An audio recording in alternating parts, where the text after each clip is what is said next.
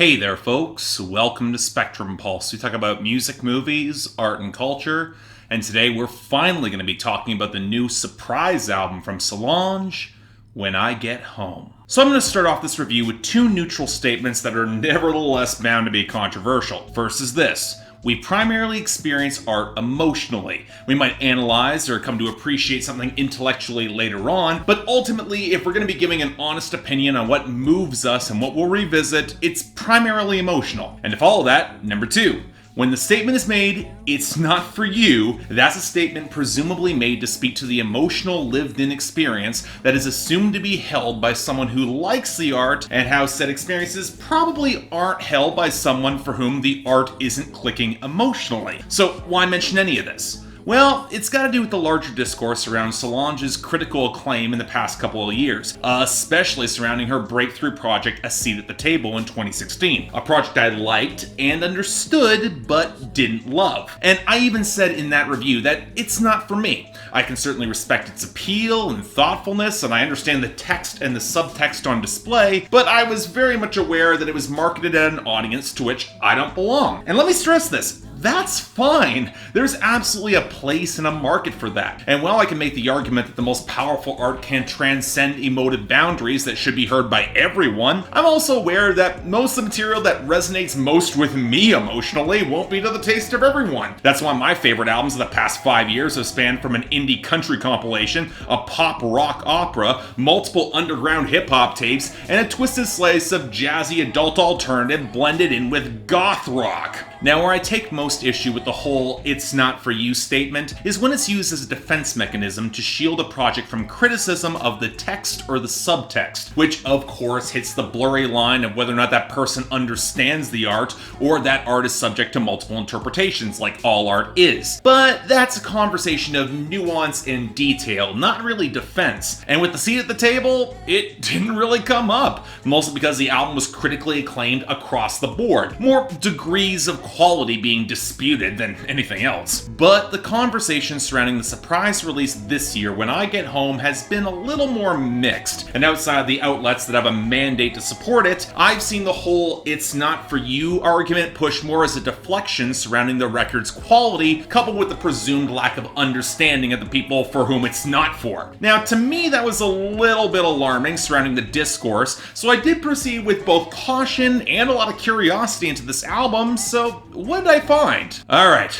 I have given this project a fair bit of time to really sink in. I wasn't about to rush a review out when the project dropped last week, given that this is a mood album and I need to be sure I could set the mood effectively. Really try to sink into the watery blur of samples and G-funk and trap that constitutes this project. And after comfortably over a dozen listens, I wound up pretty much where I expected I would. A project I can mostly respect, but don't really like as much. It's more fragmented and reliant on texture over substance, and as such it doesn't really wind up being as resonant as A Seat at the Table. More experimental, sure, but a little bit less than the sum of its parts. Good, not great. But actually, let me step back away from that whole statement of the sum of its parts, because the fact that there are so many disparate parts on this project, it's kind of integral to the album's themes and ideas, for as much as they can be deciphered. For as much as A Seat at the Table was a strident but gentle refocus and consciously ignoring the white expectations to embrace black femininity, here Solange is burrowing deeper into what that black femininity represents for her, and what she finds is a composite, complicated picture. There are plentiful references to her childhood home in Houston,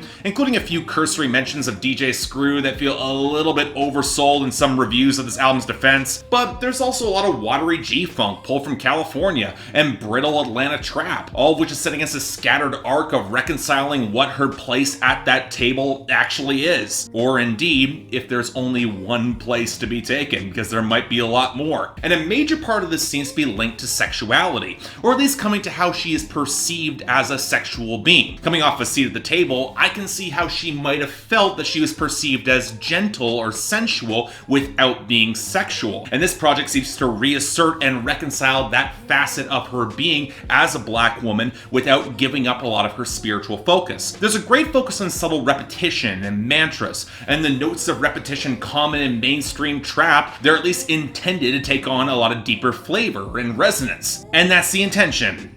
or as much as I can tell. Again, this is an album that speaks through a lot of blurry, pseudo-spiritual language and abstraction, owing a lot more to ambient music and new age rather than traditional song structures in jazz or R&B. And indeed, while some of the slippery bass group patterns might owe something to jazz, the timbres here, they spread a lot wider. And yet, I wish it came together more. I understand that the discordance and abrupt shifts, they fit the themes and showing the contrasting elements of Solange's personality, but they don't really make for a project that flows all that well, or even has a consistent emotional vibe. More to the point, while you can tell that Solange has the gravity to convey these sorts of introspective ideas, we'll come back to her vocals in a minute, but when she's got the support of good multi-tracking, she definitely has that presence and charisma. I'm not remotely convinced her guest stars can deliver the same presence or range. I'm no Playboi Carti fan to begin with, but for an artist whose fundamental appeal is just sheer disposability,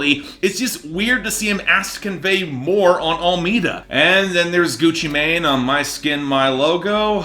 Look, even if I'm not to be cynical and say this is a Gucci ad waiting to happen, Solange is a better hype woman for the glam of the song than he is, and he just doesn't fit on it. And if I'm being brutally honest, even if their contributions are more backing vocals and ad-libs, I'm not even sure Panda Bear, Sampha, or even Tyler the Creator fit in much here either. Now, the Dream, he kind of makes sense, but even for that haze of mirrors that Solange is creating, I have to wonder if this album was best conveyed entirely on her own. But this takes us to her vocal delivery, and I already implied it, but I'll say it again, I'm not convinced Solange has all the versatility to convey all the facets she's trying on this project. Sensual R&B with plentiful multi-tracking, it's easily her best lane, but stripped of more of that out, and the thinness in her vocal timbre is very evident. And that's before we get her attempts at rapping or a more swaggering delivery that kind of lacks the force of personality to have more potency. But you know what, I'd probably say that about most of the production as well, because divorced from any real song structures, you rely upon tones and moments to really stand out. And across this project, it's really hit or miss. On the one hand, I can appreciate the watery fizz and the flex of Stay Flow, the more developed subtle melodies on Dreams backed up by Raphael Sadiq on bass, probably my favorite song here, if that can even be qualified or quantified with this project. But then you also have the ghostly melancholy of Beltway,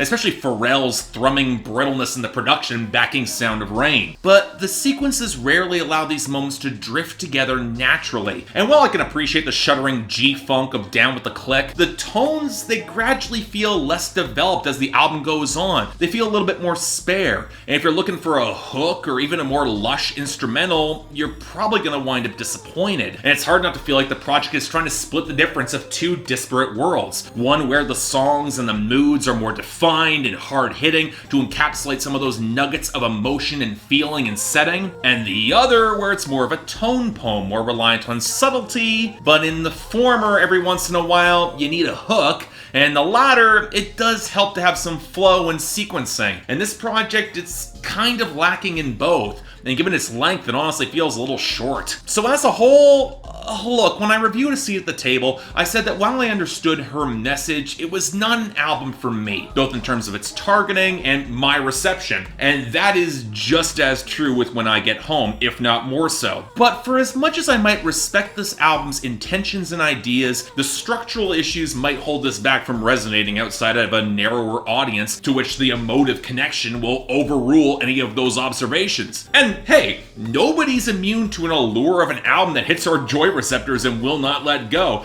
That might just seem tailor-made for us, but there's also nothing wrong when acknowledging when it doesn't quite hit the way it should, or lacks some of the structure to truly deliver more strongly, or that it worked before. Now for me on the outside, I'm thinking a solid 6 out of 10, recommended for the fans, but if you were hooked by Cranes in the Sky or A Seat at the Table, I'm not quite sure this will satisfy. But for Solange herself, this feels very personal, and I think she needed it. I can respect that. So yeah, thanks a lot for watching. If you'd like to like and subscribe, I'd be more than grateful. I'm still kind of fiddling with my lights. If you can't tell, I think it might turn out a little better here. We'll see. But hey, if you guys want to like and subscribe, I'd be more than grateful. I got the poll up there for all you Solange fans. Tell me how wrong I am. But hey, if you want to buy or stream the album, I've also got links down there below. And if there's anything else I might be able to do to improve my presentation, I'm all ears. I'm actually all the more ears appropriately right now, given how much I'm fiddling with said lights. I'd be happy to have your feedback. And hey, if you want to help support the channel, link to my Patreon right over there. But till then, I'm Mark, you're watching Spectrum Pulse, and I'll see you next time.